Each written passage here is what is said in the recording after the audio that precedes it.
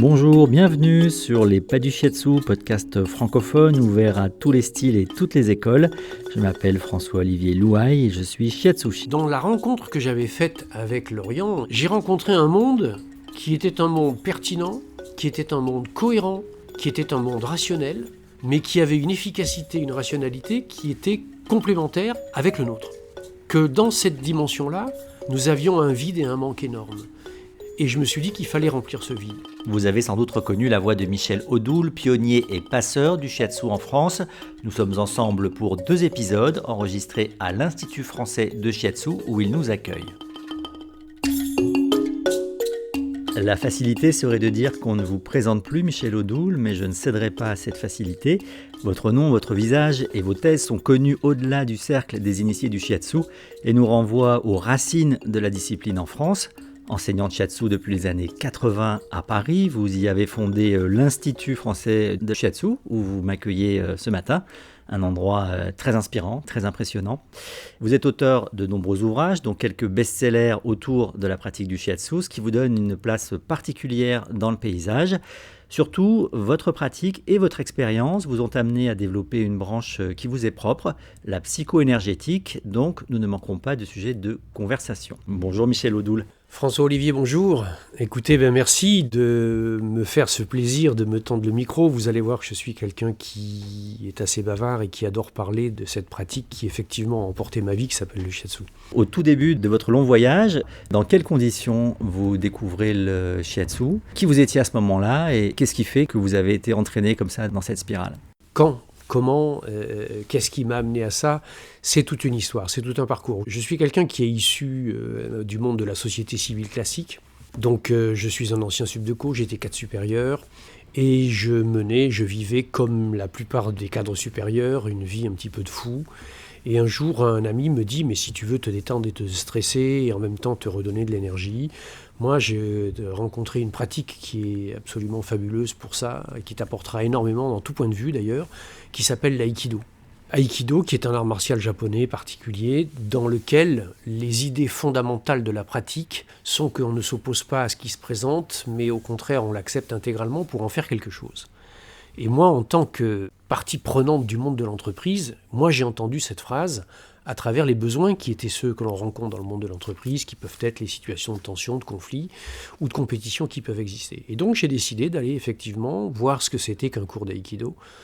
Et puis, ma foi, cela m'a bien plu. J'ai vu le maître de l'époque, qui était un des 3 grands maîtres japonais envoyés par le fondateur de l'aïkido, Sensei Ueshiba, qui s'appelait Sensei Nakasano. Et j'ai été absolument époustouflé par cette pratique, par à la fois l'efficacité manifeste qui était la sienne, mais également par son esthétique. Et je me suis dit que très globalement, parce que c'était une vision que j'avais depuis toujours, je vais y revenir, j'ai trouvé que cette présence de l'esthétique dans une pratique efficace était quelque chose qui pour moi lui donnait une dimension qui était bien autre que celle de l'efficacité pure et brute.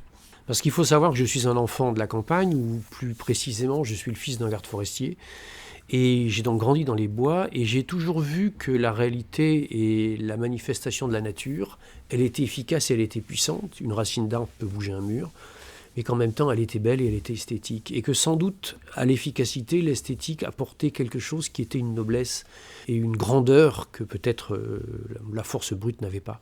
Et c'est ce qui m'a conduit à aller pratiquer l'aïkido. Et au fur et à mesure de la pratique de l'aïkido, j'ai rencontré effectivement cette philosophie, et je l'ai rencontrée dans une réalité qui était indiscutable. On n'était plus que dans la simple philosophie ou dans l'abstraction. Il y avait une réalité véritable, que quand quelqu'un qui faisait plus de 100 kilos venait et essayait de faire quelque chose avec vous, et qui se retrouvait 3 mètres plus loin à plat ventre sur le tapis, on avait là quelque chose dans lequel il y avait un moment où on ne discutait plus, on pratiquait, on s'appropriait. C'est d'autant plus facile qu'avec les Japonais, il y avait peu de discours, peu d'explications. Maître Nakasano était également, c'était son métier d'ailleurs même quand il était au Japon, il était enseignant aussi en médecine traditionnelle chinoise et en acupuncture, et il était enseignant de shiatsu. Et les élèves de l'aïkido, qui avaient bien sûr les articulations un petit peu douloureuses et sensibles, eh bien, avaient la possibilité, s'ils le voulaient, de suivre ensuite des formations en shiatsu. Et j'ai décidé un jour d'aller suivre une de ces formations. Et à cette époque-là, Mon épouse qui m'accompagnait, et qui est toujours présente d'ailleurs et qui m'assiste dans l'institut, à l'époque elle avait mal à un genou et donc dans la tradition classique de la culture de l'époque, nous avions consulté rhumatologue, etc. Et elle n'avait, selon eux, rien. Et on lui a dit, madame, vous n'avez rien. Mon épouse était très heureuse et très contente, sauf qu'elle boitait.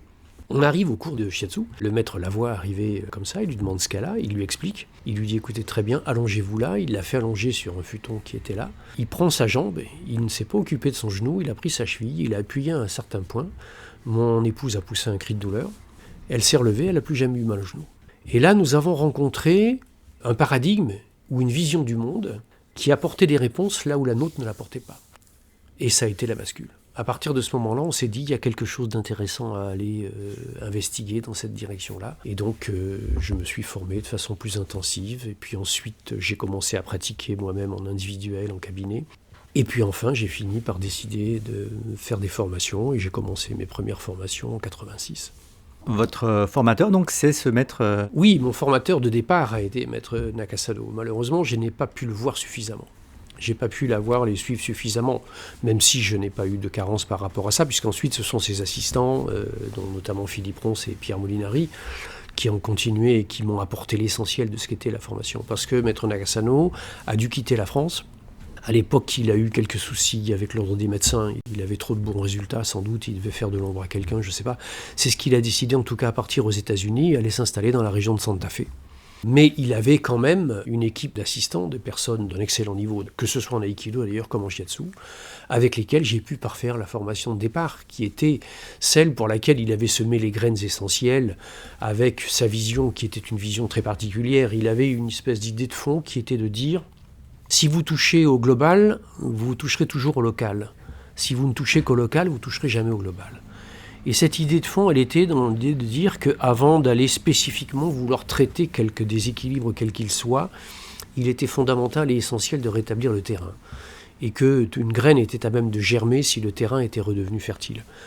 Et donc, dans sa pratique et dans son approche, la philosophie qui était la sienne, qui était d'ailleurs autant appuyée sur la question du shiatsu que sur la question même de l'acupuncture, était basée sur cette idée de fond. Et tous ces protocoles shiatsu commencent par une d'abord remise en équilibre, on va dire, en harmonie des énergies de fond, pour ensuite aller travailler spécifiquement, que ce soit par des techniques de shiatsu pur, par du travail ostéo-articulaire, par du travail au niveau dorsal, par du travail au niveau vertébral, comme sur les méridiens, ou sur les points plus particulièrement d'acupuncture, que ce soit en digitopuncture ou en utilisant des moxas. Donc vous avez parlé des professeurs français, des assistants. Est-ce qu'il y a aussi une relation, un moment qui se fait dans votre évolution avec les écoles japonaises ? Est-ce que vous avez des contacts avec des professeurs là-bas ? Je parle sur le temps long, au-delà de vos débuts. Oui, bien évidemment. Bien évidemment, il y a un moment donné, on est obligé de retourner à la racine. On est obligé à la fois extérieurement et intérieurement. Extérieurement, si vous n'êtes pas en capacité d'amener des références venant du Japon, ça ne vous facilite pas un certain nombre de choses. Intérieurement, c'est quelque chose qui est une espèce de devoir. C'est un devoir de reconnaissance, c'est un devoir de retour à la base et à l'origine.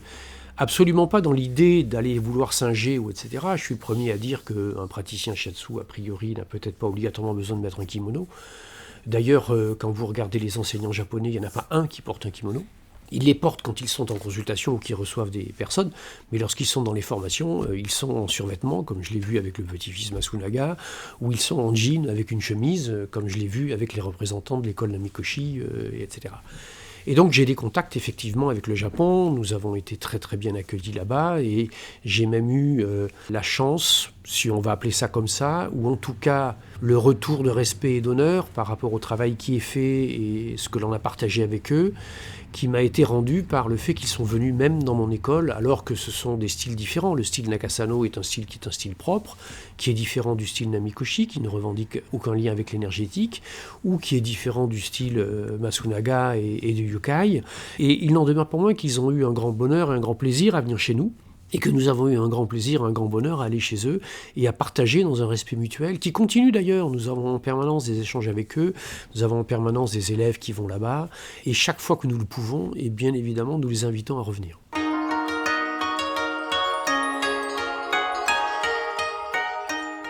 Vous parlez de vos élèves que vous formez depuis les années 80 ici en ces lieux, et ce qui frappe, c'est que vous avez tout de suite vu grand en fait. Et moi, ce qui m'interroge, c'est quelle a été l'intuition ou la vision qui vous a fait penser au début des années 80 en France que cette technique venant du Japon, avec cette théorie asiatique différente de la vision de la santé qu'on avait, que cette technique pouvait avoir un impact à ce point-là en France?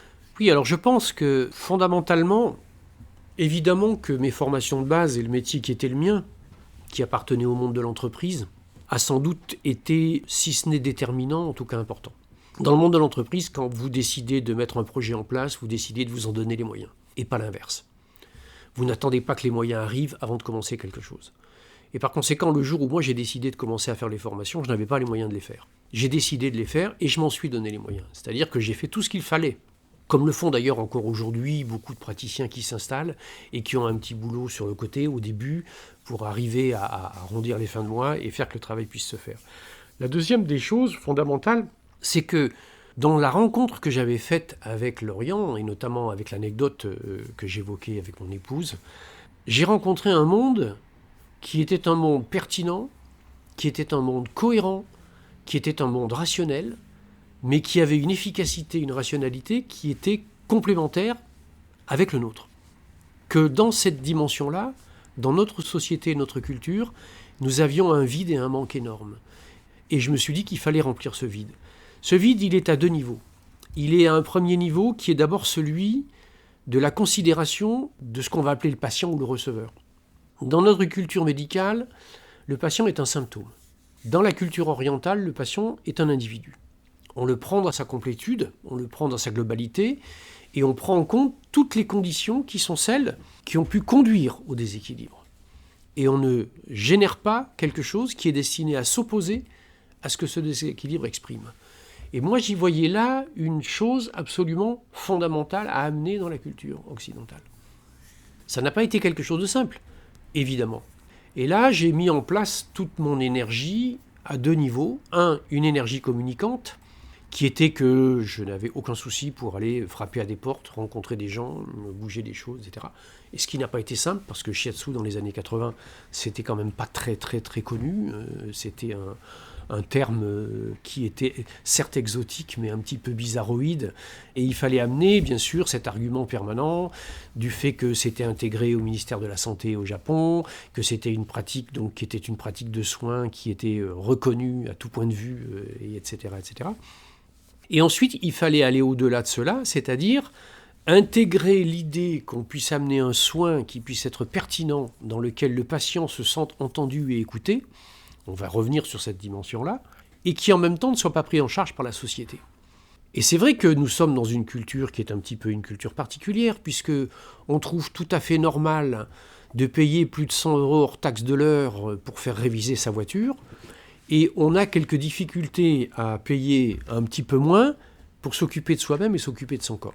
Et là-dessus, bien entendu, il a fallu développer une logique et une vision dans laquelle la pertinence, l'efficacité, la non-durée dans le temps sur des longues périodes des techniques de soins allait être un avantage qui allait devenir intéressant, d'autant plus que c'est là que commençait à émerger une pensée, entre guillemets, peut-être New Age, mais en tout cas une pensée dans laquelle on essayait d'aller vers un mieux-être, on essayait d'aller vers une moins grande quantité de stress, vers un état un peu plus zen, vers un respect un petit peu plus de soi.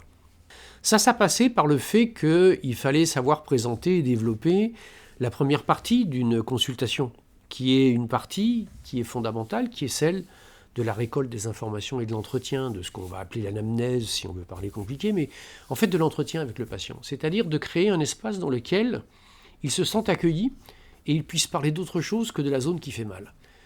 Mais plutôt d'une espèce de globalité, disons, dans lequel on va le remettre historiquement dans ce qui s'est passé. Ça vous est arrivé quand? Qu'est-ce qui se passait à ce moment-là?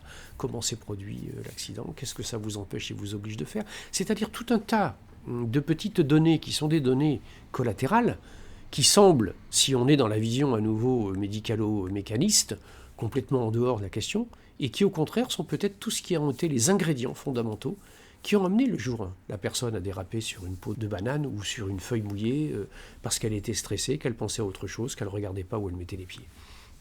Et que cette vision-là, moi, elle m'a semblé tellement pertinente que j'y ai mis toute mon énergie. C'est-à-dire que tout ce que j'avais pu mettre de côté, financièrement parlant, de par mon métier et ma profession, toutes les rencontres que j'avais pu faire.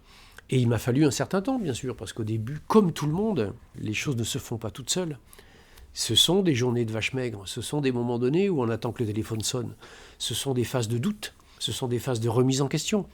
Et c'est vrai que là, il est essentiel de garder la confiance. Ça n'a pas été simple, c'est important d'être, comment on va dire ça, aidé, de ne pas être seul dans ce schéma et dans ce parcours. Moi, j'ai eu la chance d'avoir une épouse qui a partagé entièrement ce projet, et donc ça en a fait partie. C'est ce qui m'a permis petit à petit, d'abord dans un premier temps, après les temps de la consultation, d'engranger des données, de continuer à apprendre.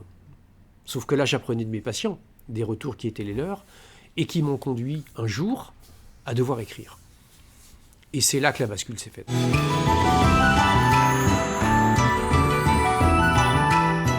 Je précise également qu'une interview sous forme écrite réalisée par Yvan Bell en 2019 est disponible sur le site du blog Livre Shiatsu.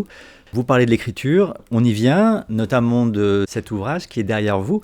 Dis-moi où tu as mal, je te dirai pourquoi. Vous avez écrit ça il y a plus de 30 ans, ça a été un best-seller. Vous n'écrivez pas pour les initiés, vous n'écrivez pas pour vos élèves, vous écrivez pour une audience plus large.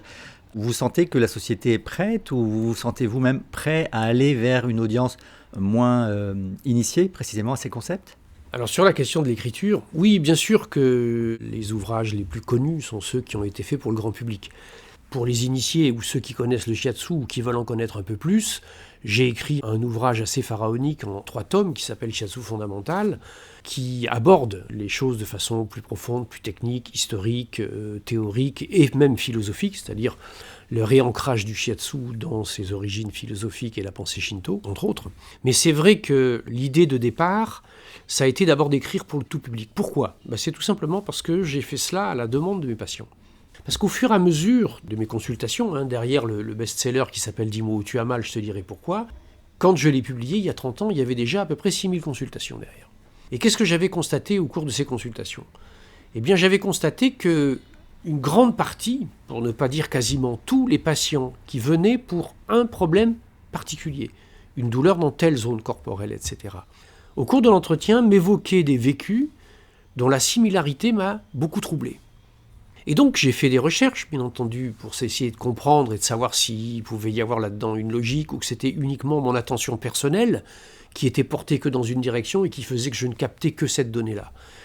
Mais j'ai découvert dans les principes fondamentaux de la médecine traditionnelle chinoise un concept majeur qui s'appelle le concept des entités viscérales, qui est une idée fondamentale autour de laquelle cette médecine-là nous dit que le corps et l'esprit sont construits à l'identique et sont interdépendants l'un de l'autre. Le corps porte l'esprit de l'individu, le corps est constitué d'un certain nombre de systèmes fondamentaux.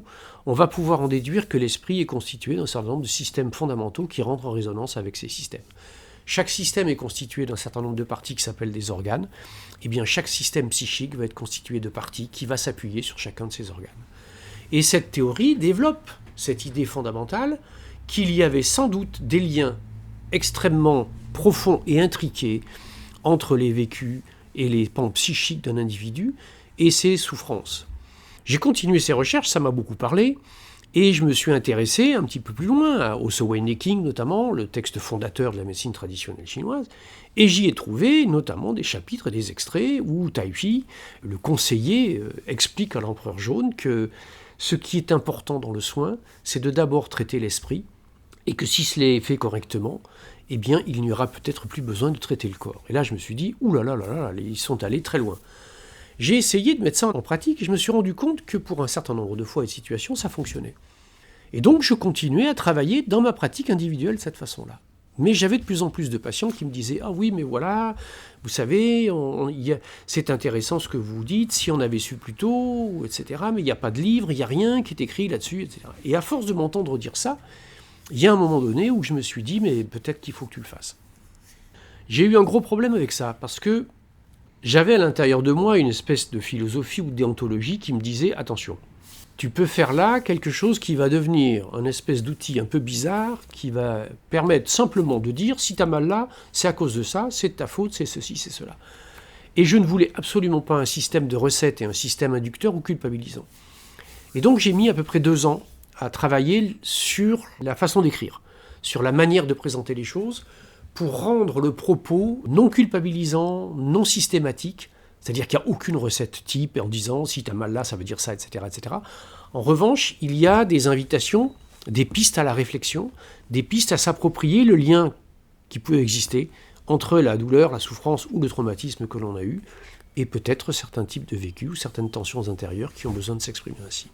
Alors nous mettrons en description du podcast votre bibliographie. Est-ce que vous pouvez nous dire grosso modo combien d'ouvrages aujourd'hui, combien de traductions, combien de langues ? Alors en termes d'ouvrages, si c'est les ouvrages personnels, je crois que je suis à 17, il me semble, 17 livres, etc. Si j'y rajoute les ouvrages collectifs, on doit être à peu près à 25. En ce qui concerne les traductions, c'est à peu près tous les pays du monde. J'ai été particulièrement fier et touché le jour où la Chine m'a proposé de traduire. Et le livre d'Imo Tuamal est traduit en chinois mandarin, donc la Chine continentale, et en chinois complexe, c'est-à-dire Taïwan, Hong Kong, Singapour, Macao. Et donc je suis traduit dans la plupart, tous les pays d'Europe de l'Est, les pays européens, les États-Unis, etc., etc.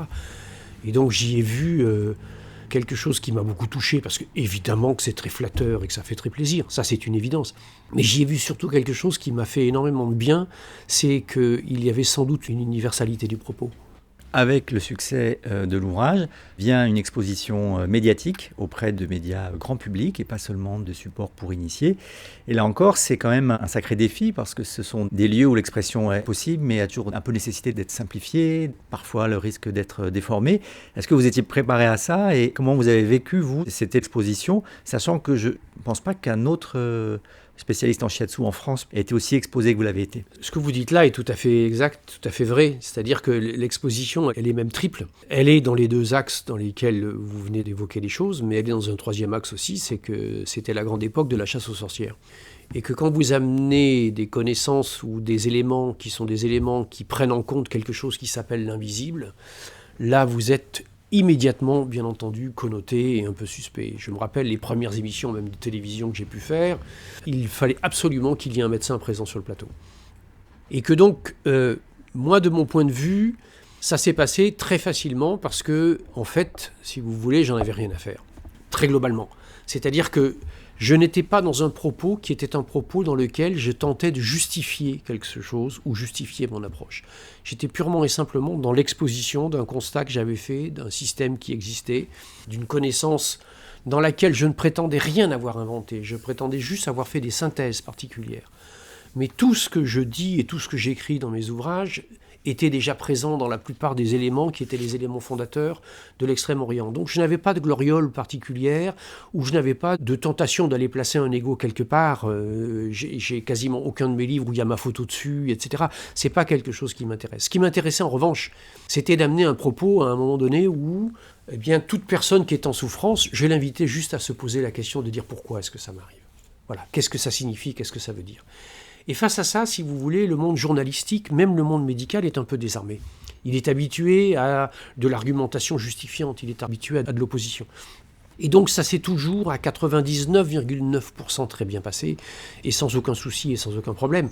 Et ça fait 30 ans, et ça fait plus de 30 ans même d'ailleurs, et aujourd'hui je continue à être présent dans certains médias, etc. Même si en plus aujourd'hui, on se rend compte que les médecines douces sont encore plus rumorisées, si j'ose dire, et critiquées et moins mises en avant. Donc l'accueil n'a pas été un accueil des plus chaleureux, il a été un accueil de nécessité. Il a été un accueil de contrainte parce que, entre guillemets, pour le monde journalistique, j'ai fait partie des personnes sélectionnées par le jury de l'Express en 2003 comme faisant partie des 10 meilleures ventes de livres en France de l'année. Et donc ça fait partie des choses sur lesquelles les médias ne peuvent pas ne pas. Même si le sujet était un petit peu plus sensible. Mais la plupart du temps, l'accueil a été assez favorable. Et au contraire, même parce que, évidemment que, sans flagornerie, ni etc., mais c'est une bombe. Ce qui était amené là. Attendez, la maladie n'est pas une fatalité. Qu'est-ce que c'est que ça ? Qu'est-ce qu'il est en train de nous dire ? Qu'est-ce qu'il est en train de nous raconter par rapport à ça ? Et le fait d'avoir quelqu'un qui argumente tranquillement par rapport à ça et qui donne des exemples. Parce que évidemment que je ne me suis pas contenté de raconter une philosophie. Ça a toujours été argumenté avec des cas précis, voire des cas médicaux, voire des systèmes. J'ai évoqué, et je réévoquerai par exemple dans mon prochain livre qui va sortir au début de l'année, ce que sont les guérisons spontanées, les manières dont un certain nombre de choses ont démontré combien, à un moment donné, peut-être que la puissance de l'esprit dépasse tout le reste, et que ce que l'on appelle le placebo n'est peut-être pas simplement un outil de protocole expérimental pharmaceutique, mais quelque chose qui appartient à l'être humain et qui a une essence à l'intérieur de lui qui est capable d'aller très loin.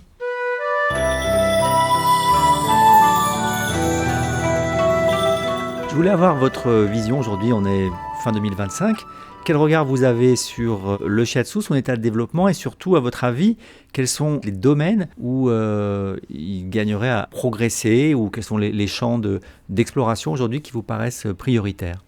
Vaste question très piégeuse. Parce que, si c'est de mon point de vue, bien évidemment, je trouve qu'il faudrait que le shiatsu sorte un peu de son cocon. Alors, je prends et je prendrai, tant que je le pourrai, mon bâton de pèlerin et j'irai et je vais participer et je participe à des congrès, à des conférences. La semaine prochaine, je vais à Mons, une conférence avec 500 personnes qui va être présente. Il y a beaucoup de praticiens shiatsu qui seront là, mais il y a des personnes qui ne connaissent pas, etc. Je vais donc pouvoir parler, évoquer le shiatsu. Je vais au mois de février dans une rencontre. Là aussi, il y a plus de 1000 personnes qui viennent passer, etc., qui s'appellent les rencontres universelles, qui ont lieu en Bretagne, qui sont organisées par Anne Sarkissian. Je vais aller au mois de juillet prochain dans une école de shiatsu en Belgique pour essayer de parler et d'amener. J'interviens dans 15 jours dans le congrès de la Fédération française de shiatsu pour essayer de présenter quelques éléments de psycho-énergétique dans le cadre d'un sujet, etc. Mais ce qu'il faudrait, c'est que les praticiens shiatsu mettent leurs égos de côté et ne vivent pas mal quand on fait autre chose que ce qu'ils pensent être la seule vérité du shiatsu et que je suis le seul détenteur du vrai shiatsu. Il n'y a pas de vrai shiatsu. Shiatsu, c'est une voie, c'est pas une technique, c'est une voie, c'est une manière de se mettre en lien avec le patient qui utilise des techniques qui sont des techniques de pression sur le corps, avec les doigts et avec les mains. On est donc là dans une relation qui est une relation d'une pratique corporelle, mais qui est une pratique corporelle qui est vivante. Et donc ce caractère vivant du shiatsu fait que toutes les approches y ont leur place et que chacune d'entre elles, si on voulait avoir la curiosité de l'entendre et de l'écouter, pourrait nous apprendre à nous tous. J'ai été très touché par les rencontres que j'ai faites au Japon ou avec d'autres, où j'ai appris énormément de choses. Et c'est pas parce que j'ai 35 ans ou 40 ans de pratique dans un style particulier que je vais considérer que tout autre style, jamais personne, dans aucun de mes ouvrages, dans aucune de mes conférences, ne m'aura entendu critiquer ou parler d'une autre forme de shiatsu qui n'est pas la mienne, dans des termes qui sont non, le respect fondamental doit arriver. Et le shiatsu en a besoin parce que le monde sociétal dans lequel nous sommes, lui, se rétracte. Les choses deviennent difficiles. Nous sommes, depuis la crise sanitaire, rentrés dans une espèce de zone d'obscurité où à la fois les tenants des systèmes existants deviennent tendus et nerveux, donc tout est suspect, tout est sujet à déclaration de suspicion. Dès qu'un praticien d'une médecine alternative fait de l'ombre à un praticien, entre guillemets, estampillé et officiel, il va avoir des soucis ou des ennuis, etc., parce que les instances fonctionnent de cette façon-là. J'interviens dans de nombreux congrès de médecine. J'interviens à Strasbourg dans un congrès qui s'appelle Médecine, Méditation et Neurosciences. On parle des techniques de mindfulness et j'y amène les connaissances de la médecine chinoise pour expliquer de quelle façon on peut expliquer à travers elle un certain nombre de choses. Je suis intervenu dans le congrès des cardiologues d'Île-de-France, je suis intervenu dans un congrès sur Alzheimer, dans un congrès des médecines intégratives, etc. C'est-à-dire qu'il y a beaucoup de gens et de praticiens du terrain qui ont besoin d'entendre un son et une cohérence et un respect qui parlent du shiatsu dans les meilleurs des termes.